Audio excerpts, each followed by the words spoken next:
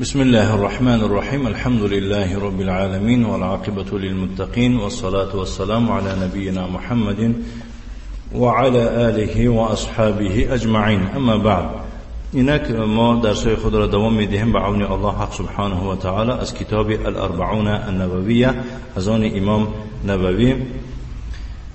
درس امروزی ما آغاز می‌یابد تحت حدیث 19 شیخ می‌فرماید که الحديث التاسع عشر عن ابي العباس عبد الله بن عباس رضي الله عنهما قال كنت خلف النبي صلى الله عليه وعلى آله وسلم يوما فقال لي يا غلام إني أعلمك كلمات احفظ الله يحفظك احفظ الله تجده تجاهك إذا سألت فاسأل الله وإذا استعنت فاستعن بالله واعلم أن الأمة لو اجتمعت على أن ينفعوك بشيء لم ينفعوك إلا بشيء قد كتبه الله لك وإن اجتمعوا على أن يضروك بشيء لم يضروك إلا بشيء قد كتبه الله عليك رفعت الأقلام وجفت الصحف.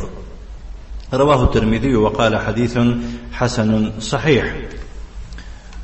وفي رواية غير الترمذي احفظ الله تجده أمامك تعرف إلى الله في الرخاء يعرفك في الشدة واعلم أن ما أخطأك لم يكن ليصيبك وما أصابك لم يكن ليخطئك واعلم أن النصر مع الصبر وأن الفرج مع الكرب وأن مع العسر يسرا.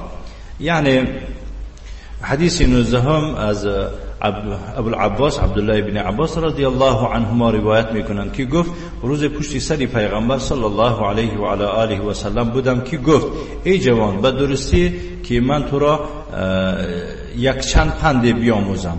الله را محافظت کن تا الله تو را محافظت کند، الله را محافظت کن تا او را در روبرویت بیابی. هرگاه چیزی طلب کنی از الله طلب کن، هرگاه یاری بجویی از الله یاری بجو و بدان که اگر همه مردم جمع شوند تا تو را به چیز یاری رسانند، یاری رسانیدن نمیتوانند مگر به آن چیزی که الله به فایده تو نوشته است و اگر همه مردم جمع شوند تا به تو ضرر رسانند، ضرر رسانیدن نمیتوانند مگر به آن چیزی که الله سبحانه و تعالی بر مقابل تو نوشته است. قلم ها برداشته شده اند و نامه ها خوش شده اند. یعنی که این حدیث ترمذی روایت میکند و گفته است که حدیث حسن و صحیح است.